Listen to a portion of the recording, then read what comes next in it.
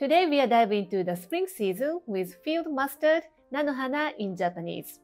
It tastes a bit bitter and peppery, but it tastes really good on its own. I have 3 super simple recipes to share with you to get the most out of these classic Japanese spring vegetables. Let's get started. This nanohana is a produce of my hometown Nara, famous for its deer and daibutsu. These are not only delicious but also very affordable. If you have a chance to go to Nara, just explore the shopping arcade. When you are choosing your nanohana, you want to make sure the flowers have not fully bloomed. The younger and tighter buds have the best flavor and texture. And if the stems are starting to get too fibrous, that means the plant is past its prime. You want to find those nice soft leaves and buds and crisp tender stems. First, let's clean the nanohana. Cut off the stem ends and give it a nice rinse under the cold running water to remove dirt. Then soak in fresh water for about 10 minutes.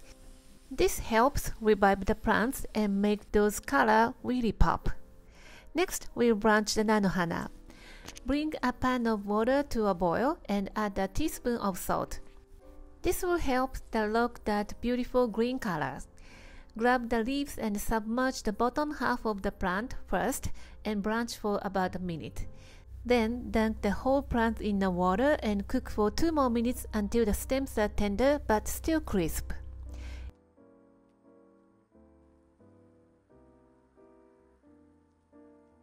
Immediately transfer nanohana in an ice bath to stop cooking. This keeps the color nice and vibrant green. Once cooled, gently drain and squeeze out any excess moisture, carefully not to break up the fibers. When you squeeze too hard, the bitterness comes out.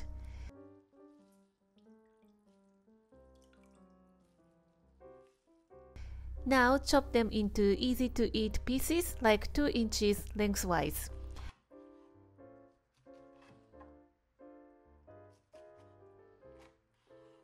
Cut the stem part into 2 to make it easy to eat. The slightly slippery texture helps seasonings hold well. And we are all set to dress them up in 3 simple but delicious ways. First up is ohitashi, the most classic way to serve nanohana. Mix 2 tablespoons of dashi and 1 teaspoon of light soy sauce. Pour it over, then top with some bonito flakes for extra umami flavor. This is so simple, but you can taste the sharp flavors of nanohana and umami from dashi and katsuobushi. Next, karashi ae.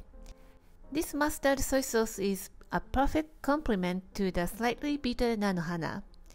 Just mix half a teaspoon of yellow mustard and 1 tablespoon of soy sauce together and toss them with the nanohana. It's a match made in heaven combination, and especially you like the little punch, this is the recipe for you.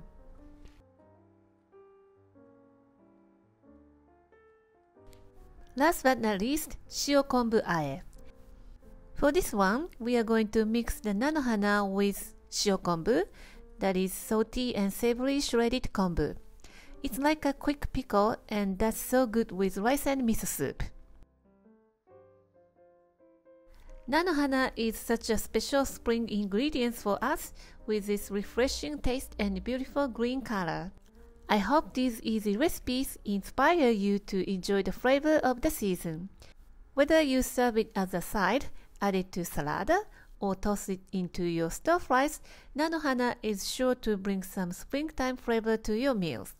I hope you will give this recipe a try. Thank you for watching the video. Give me a big thumbs up and share the video with your friends and families, and consider subscribing if you don't want to miss any of my new videos. And follow me on the social media and tag me on your post if you give it a try.